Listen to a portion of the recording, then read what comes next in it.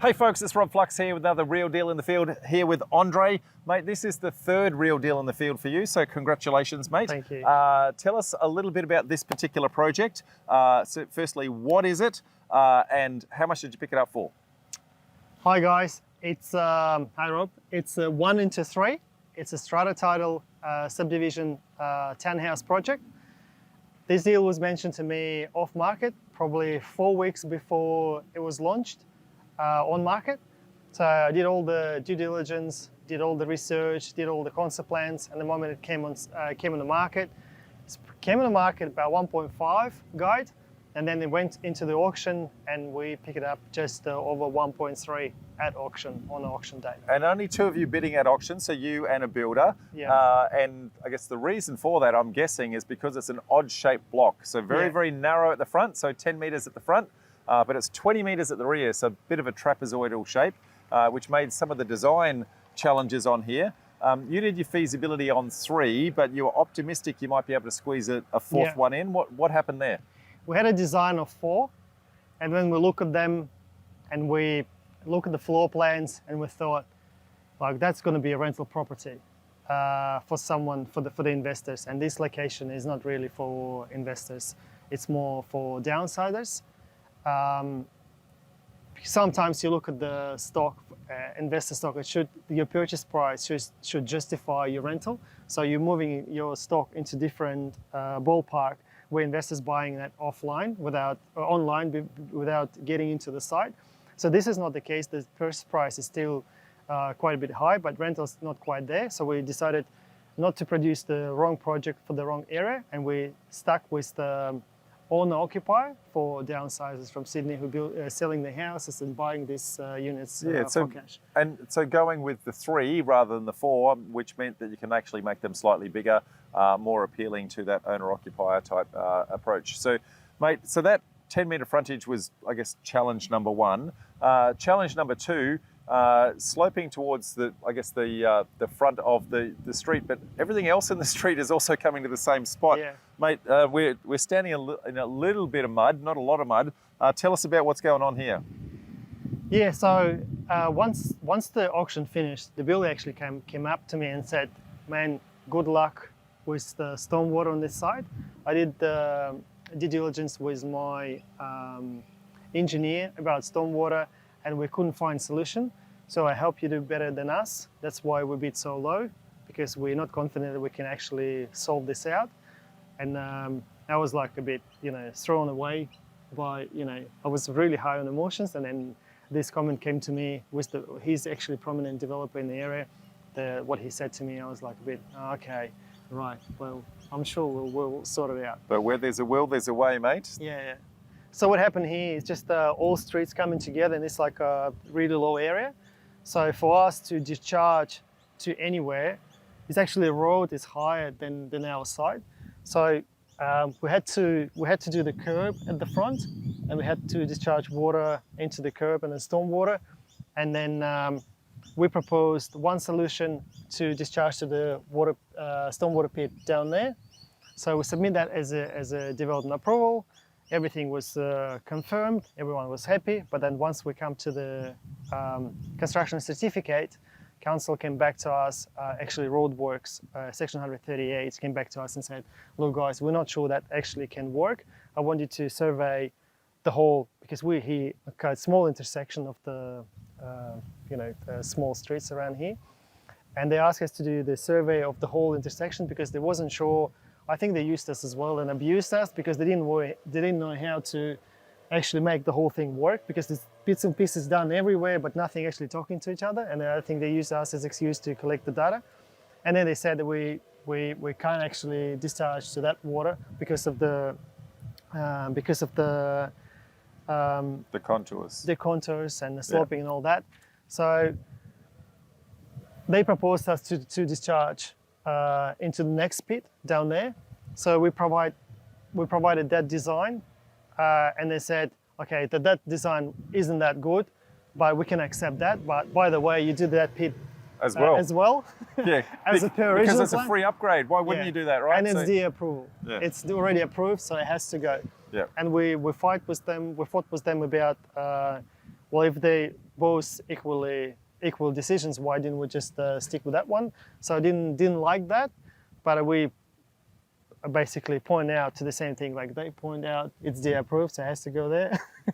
So they couldn't refuse it. They tried their luck, it didn't work. Yeah. So and that all of that was happening whilst COVID was underway. So that created a few delays in the project, and I think that created about a 6-month delay just trying to get the civil approvals through just for that stormwater design. Yeah. So, which means that the project as an overall has taken a lot longer than you would have anticipated. So how long has it been taking, mate? It's been 18 months in approval only. 12 months with council, and then 6 months delay with the engineer, because they were so busy. They couldn't attend the site. They were fitting us bits and pieces, and they were fitting that to the council. But council also took quite a bit of time to come back to us, and council also was the problem, because they were fitting bit by bit rather than send the whole RFI. They said, oh, we like this, yeah, okay, you saw this, but what about this? We saw this, what about this? What about this? And that one by one, instead of giving us the whole thing, and then we could sort it out in one go. We probably had 4 weeks between attending each item, and it was like many of them. Yeah. So, mate, we're going to go out the back in a second, have a look at, I guess, some of the detail of the project. But whilst we're out the front, you've picked this one up for 1.3, but during the process over the last little while, you've picked up the one next door. Yeah. The market has moved that much.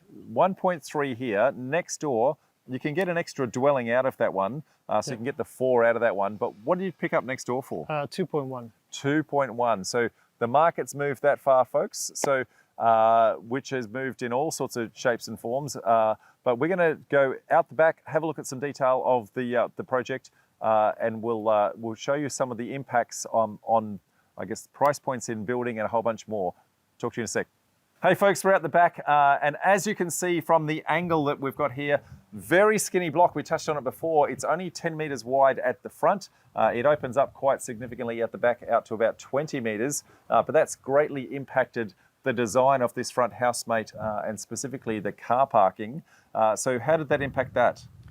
Yeah, so because of the frontage so narrow, and we have certain widths of the driveway and certain setback on the side, we were struggling to get the turning circles to work for the garage at the back, because 2 garages next to each other for the unit 1 and for unit 2. So we only were half a meter short with the widths to fit the second garage for the first unit, but we managed to get the 1.5 garage, that's what you call, with some extra storage and extra widths.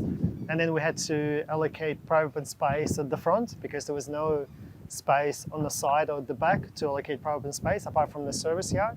So, but we're gonna put the nice fence, high fence with a lot of landscaping, screen it off from the street and make it a nice garden at the front. Yeah, very good. Now, we touched on the fact that you picked up this project at the start of COVID. Now, we all know, I guess during COVID, we had the building boom and the cost of construction prices went up. How were you impacted by that, mate? Yeah. At the point of the acquisition, we were budgeting at 320 per townhouse, because that was the build cost of the recently completed project back then.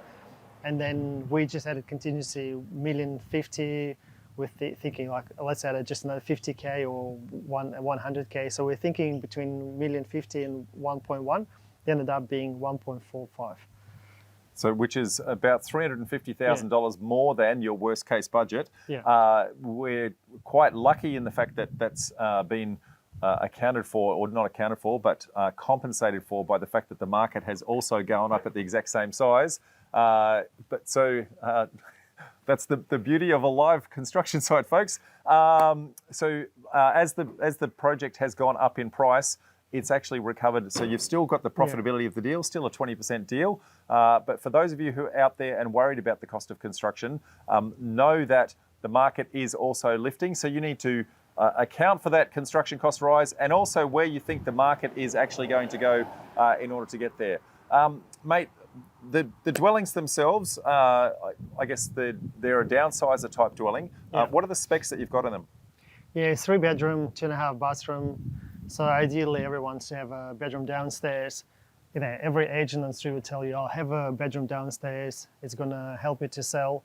But then if I have a bedroom downstairs, then you won't see the yield on the projects because it's basically, it's out all the living area and you know, there's just not enough space on the ground floor to allow for the setbacks, garages.